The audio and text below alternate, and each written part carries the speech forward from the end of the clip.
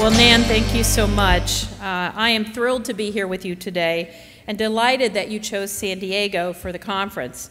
Now, San Diegans call our city America's finest city, and I hope you all booked flights out late Sunday evening so you'll have more time to find out why, especially those of my friends from the East Coast where I know that it is cold and wet and filled with snow. So I hope you'll stay and enjoy our city. You know, what an incredible honor, and of course, as I listened, what a tough job to follow Secretary Castro, one of the most dynamic figures we have on the national stage. And Secretary, I had a chance to meet with him earlier as he viewed one of our wonderful projects, COM22 in San Diego, and I had the opportunity to welcome him to San Diego as he welcomed me to DC last year. And I had to tell him I appreciated in particular the thoughtful approach that he's taking on modernizing distribution formulas. I know that's insider stuff, but you know, you always got to get the chance to say what you like when you get a moment. So to many of us, though, it's no coincidence that Secretary Castro is drawn to the issue of homelessness. I think serving as a mayor of a city or a council member gives you a unique insight and added responsibility toward the people of your city. I had the opportunity to serve on the San Diego City Council and to be the acting mayor, and while on the council, I worked with my colleagues to declare the nation's very first housing state of emergency due to the lack of affordable housing that we have in San Diego. And one person who made a huge difference in helping San Diego move forward on affordable housing is Matthew Doherty, who is now the interim director of the U.S. Interagency Council on Homelessness. And I'm sure, in part, it was his time working here that prepared him for the excellent job he is doing. We in San Diego are incredibly proud to share him with the rest of the country. Matthew.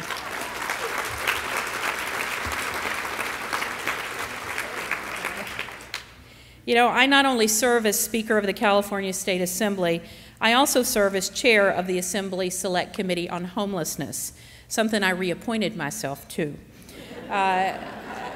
No speaker has ever chaired a select committee. I wanted to keep that position to show my colleagues in the legislature how important it is, this work that we do on the issue of homelessness. And again, I will say, Matthew was invaluable when we were getting that committee off the ground. In fact, he penned the first end-of-year report for my select committee. You know, from my earliest days in elected office, housing has always been an issue that I've gravitated towards, and is uppermost issue and the reason that drove me to continue serving in elected office and to run for state office. There is a little bit of a joke in Sacramento that I am the only person ever who ran for the state assembly to ask to be the chair of the housing committee. And there's not a lot of glamour in the issue, not a lot of opportunity to score political points, especially when so many people can just avert their eyes and look away. Well, I can't do that, and I know that you can't either.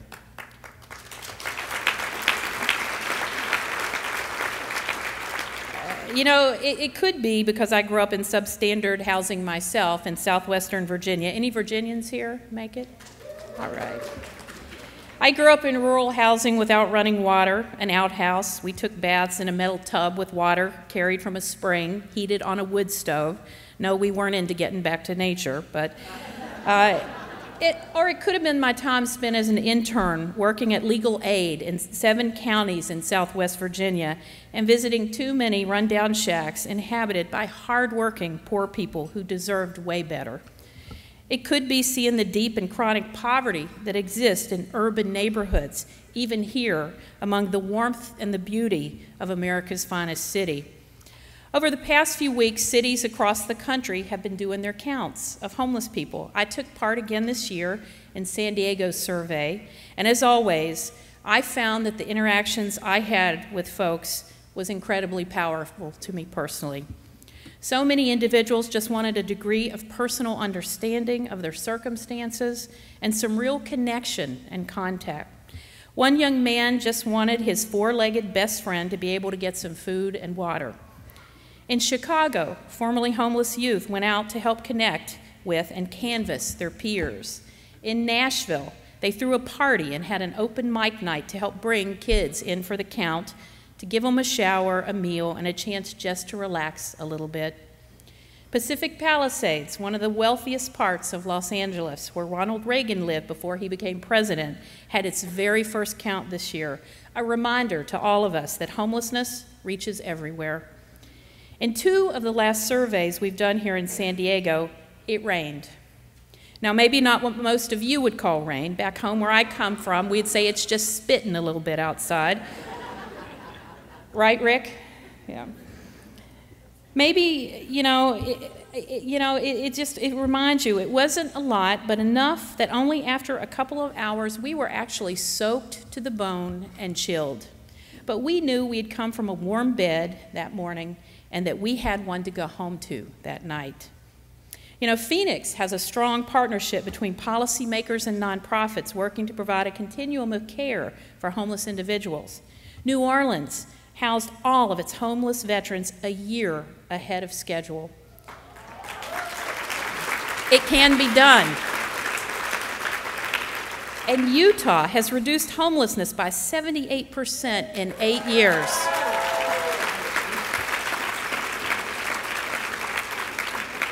But there's still a lot to do in so many areas. Section 8 waiting lists are jammed in communities across the nation. LGBT young people are estimated to make up 40% of the nation's homeless youth, far outweighing their representation in the general population. And the U.S. Department of Education reports that the number of homeless students has almost doubled from 2005 to 2013, including students that live doubled up in hotels. The impact on young people is especially troubling, as you heard our secretary say. Adolescence is hard enough as it is, without having to compound it with the instability that comes from not having a safe place to stay. Now, here in California, the Public Policy Institute released a study last year showing that roughly 50% of California children live in poverty or near poverty. That is incredibly unacceptable, especially in the world's 7th largest economy. That report also showed that without the state's safety net programs, an additional 1.3 million California kids would be poor. Nationally, according to a report put out by the University of California, the Census Bureau estimates that refundable tax credits, such as our earned income tax credit, lower the poverty rate by up to 3%. That sounds like not a lot, right? That's 9 million people. And Supplemental Nutritional Assistance Program, or SNAP, benefits lower the national poverty rate by nearly 2%, 6 million people. So while it's important to work on improving the economy and creating good jobs that will bring families out of poverty, maintaining a strong safety net must also be a real priority for us. If I can, I'll take just a minute to touch briefly on a couple of areas where I think our state is making progress.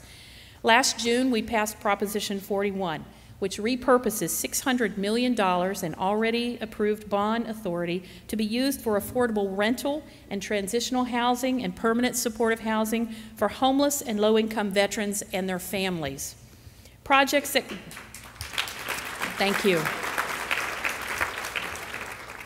that combine housing and supportive services such as job training, mental health, and drug treatment counseling, physical rehabilitation will receive priority consideration for this funding, which is expected to be out on the streets this summer. California was an early implementer in extending support for foster youth, one of the population's most vulnerable to homelessness. In the past, foster youth would age out of the system when they turned 18, usually with no support. And one man told of his birthday party that they had thrown for him at his group home, and how he had to leave the home as soon as it was over with no place else to go. So in 2010, California enacted a law that continues to support foster youth through age 21. The first evaluations, it's an incredible program. The first evaluations we've done show a tremendously high rate of enthusiasm with youth participation above 95%. That's not shocking, but it's great. California has been creative in finding support for housing by linking it with other sectors, something you heard the Secretary also talk about. In our budget last year, we allocated $65 million in auction revenue from California's greenhouse gas cap and trade program for housing related to transit-oriented development. That will also include affordable housing, rental housing, and permanent supportive housing. And we guarantee that at least 10% of future cap and trade auction revenues are to be spent on affordable housing developments that reduce greenhouse gas emissions. This year, it looks to be over $100 million that could go towards more housing affordability. And by linking these issues, we were able to get money for affordable housing from a somewhat out-of-the-box source. What we truly need in California, and what I'm committed to achieving, is permanent and sustainable funding sources to create more affordable multifamily, rental housing, and permanent supportive housing. I'm currently working with stakeholders on developing a new package of affordable housing legislation to achieve that. We will unveil that package next week in Los Angeles and again in San Francisco, as well as other parts of the state. To the Californians here, and of course to the national experts, I would appreciate your input on the bills as they move through the process. And of course to the Californians, your continued support so we can get this done. We all know that a one-size-fits-all approach on homelessness won't work. So we have to build on and improve relationships between all groups working with those who struggle with homelessness and poverty. None of the sectors seeking to reduce homelessness and poverty can do it if we're all working in our own silos, something the Secretary mentioned as well. So we obviously know what we need to do, right? It's our job to increase the understanding that all of the outcomes sought in other sectors improve when housing instability is addressed. And it's our job to integrate housing with other issues in the minds of elected officials, so it becomes increasingly seen as both a part of safety net and part of vital infrastructure. I take comfort in knowing that you are here exchanging ideas and best practices and offering support for colleagues who share a mission that can be as draining as it is daunting. There just has to be a greater understanding at every level that stable, safe, and decent housing needs to be a given for everyone in our society. The work that you're doing here at this conference and in your own states and your own communities will help make that happen. As I close, I want to say that I'm honored to be part of the work that you are doing. In particular, I want to say what an inspiration and incredible resource you have in Nan Roman.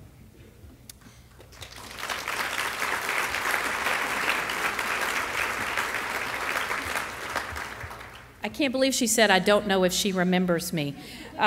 She has been available to me personally and to my staff as we've tried to implement best practices and to learn from other communities and states.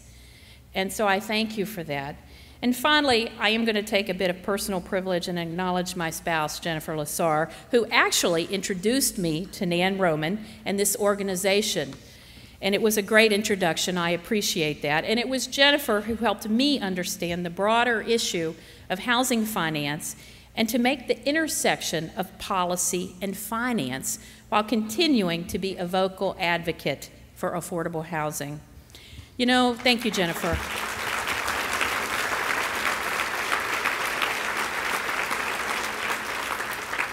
You know, I was a great advocate, but you really should understand finance, right? And she helped me to do that, as well as so many people here today, Rick Gentry, people who work hard in this community. You know, our work isn't easy, it's not simple, and certainly I know educating policymakers has its own special challenges. But I can't think of a better collection of people to be associated with in our fight to provide housing to our most vulnerable citizens. I want to thank you for being housing champions.